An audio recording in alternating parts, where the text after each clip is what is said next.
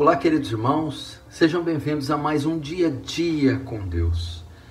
Em Lamentações de Jeremias, capítulo 3, diz: do que se queixa o homem? Queixe-se cada um dos seus pecados. Qual de vocês, assim como eu, se entristeceu por tropeçar em algum pecado?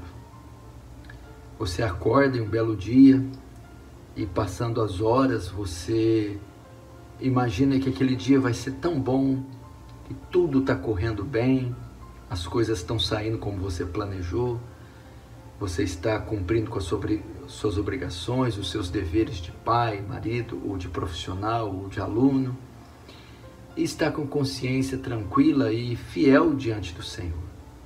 É que num dado momento, de forma imprevisível, inesperada, você tropeça. Você cai, você peca.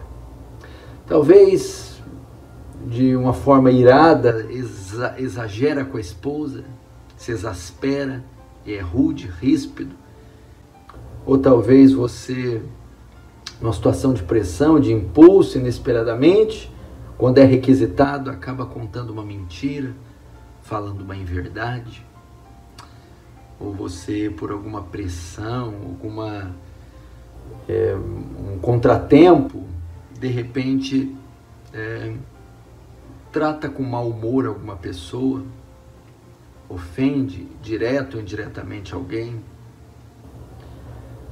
por conta de algum apuro talvez, omite algum papel, ou naquela circunstância você não conseguiu ser fiel com alguma parte contábil, burocrática, financeira da sua vida. Você tropeça, você cai. E o que acontece? O dia acaba para você. Se você é crente em Jesus fiel, o dia acaba. Somos tomados de profunda tristeza e profunda angústia por ter traído o nosso Senhor, entristecido o Espírito Santo, ofendido o Senhor que por nós morreu e tudo por nós fez. E invariavelmente vem o sentimento de culpa. Nos sentimos seres desprezíveis e pensamos: mais uma vez, eu decepcionei meu Senhor. Eu falhei em me manter puro. Eu ofendi com o meu caráter, com a minha falta de temor e de reverência. Como é ruim quando acontece isso. Talvez isso passa por você também.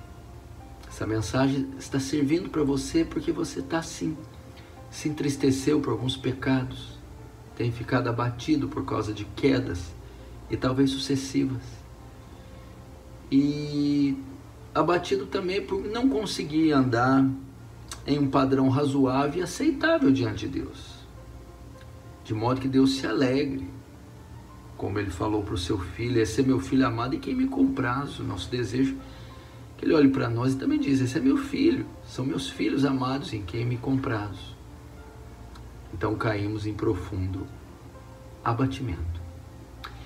Quero consolar você para você não ficar nessa situação, meus queridos irmãos. Sim, o pecado é um mal terrível.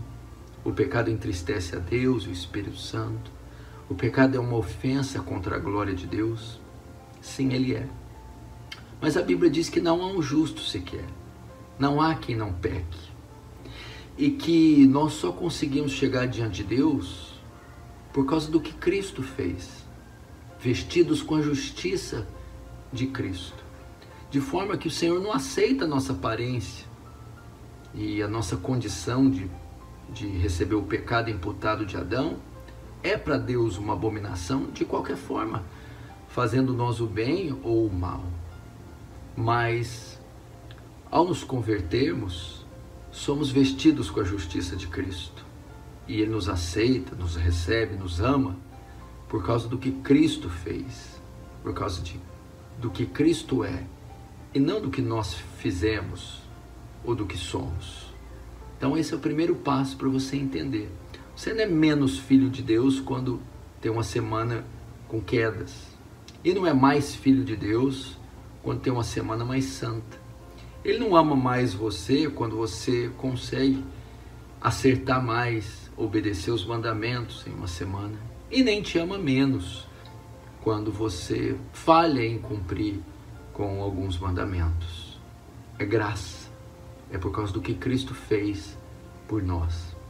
Entretanto, mesmo vestidos da justiça de Cristo, mesmo nos amando incondicionalmente e nos salvando por graça, não por causa dos nossos méritos, mas apesar dos nossos deméritos, nós, ao nos convertermos, recebemos uma nova vida. Junto com a justiça de Cristo, justificação, ou o problema da culpa do pecado, o Senhor também resolve o problema do poder do pecado. É a santificação. É a capacidade de exercer domínio sobre as nossas inclinações pecaminosas, os nossos desejos, o controle do pecado. E Ele nos dá de modo que Ele quer que nós andemos em obediência, em retidão, em santidade. E mesmo não diminuindo o seu amor, nem a nossa condição jurídica diante dele, Ele se entristece quando nós falhamos e pecamos. Ele também deseja que obedecemos. E o que acontece quando falhamos? 1 João capítulo 1 diz, se dissermos que não temos pecado, enganamos a nós mesmos, e a verdade não está em nós. Mas se confessarmos os nossos pecados, Ele é fiel para perdoar os nossos pecados e nos limpar de toda injustiça. O que você deve fazer então quando você cair nesses pecados imprevisíveis e aquilo que você não estava planejando e cair em profundo abatimento? Vá até o Senhor. Temos um advogado junto ao Pai, Jesus Cristo justo. Vá diante dele e confesse esses pecados. Apresente eles diante de Deus. Diga, Senhor, eu falhei, eu pequei, eu falhei em cumprir com as minhas obrigações como cristão. E peço, me perdoa.